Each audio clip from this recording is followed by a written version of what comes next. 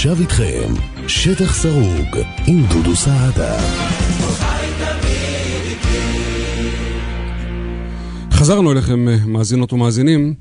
היום התוכנית שלנו עוסקת הרבה מאוד בצבא ובשירות הלאומי. ביום ראשון בכ"ח אב תשע"ג נהג משאית אשפה שנסע בכביש 6 עצר לרגע קל בשולי הכביש כדי לתקן תקלה במזגן. אוטובוס של חברת מטרופולין שעבר במקום התנגש במשאית בעוצמה, וכתוצאה מההתנגשות נהרגו 4 מנוסעי האוטובוס ועוד כ-30 נפצעו. אחד ההרוגים בתאונה הקשה הזו היה סמל ראשון כפיר דהרי שהיה בדרכו לבסיס. כפיר זיכרונו לברכה הותיר אחריו תינוק בן 9 חודשים ואישה בחודשי הריונה הראשונים. לפני שבוע נולד בנו השני, והיום, ממש לפני שעה קלה, קיימה המשפחה את מצוות ברית המילה, ואנחנו רוצים לשוחח מתוך האולם עם רעייתו של כפיר, רעות דהרי. שלום לך, רעות. שלום. ראשית, מזל טוב. תודה. והעצב והשמחה, החיים והמוות, הכל מעורבב כאן יחד, אבל ממש כמו שאמרתם בברית, ואומר לך בדמייך חיי.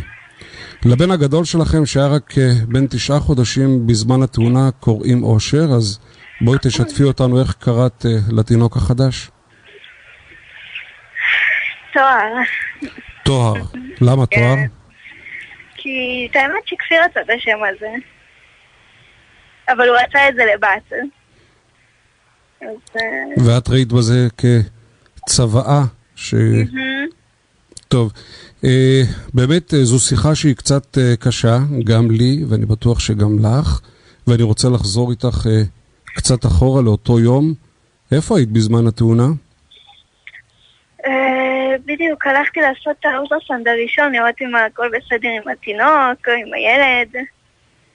יצאתי מהאולטרסאונד, אני מתקשרת אליו, הוא כבר לא עונה. והוא בדרך כלל עונה לך? כן. אז הוא לא עונה לטלפון? בסדר, אבל לא נלחצתי או משהו, כאילו אמרתי בטח הוא ישן, הוא נרדם באוטובוס, אני אגיע הביתה, אני מתקשר אליו, הגעתי הביתה, אני רואה הוא לא עונה, וזהו, ואז מישהו עונה לי לטלפון, אמר שהיה תאונה.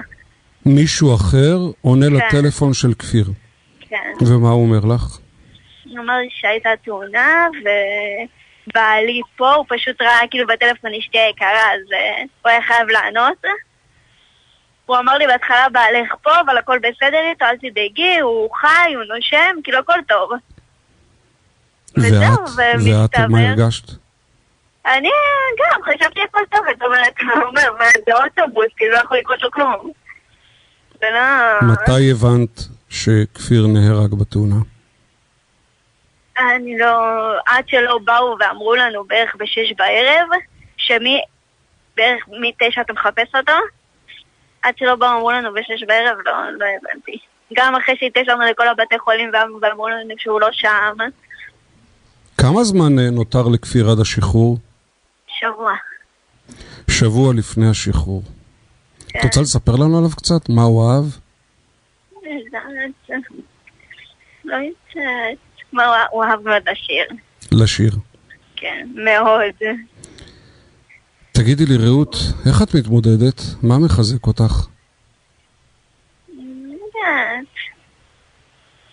יודעת. זה קשה. ההורים, כן, מאוד קשה. עוד עכשיו בכלל עם התינוק החדש. זה 2 יותר קשה.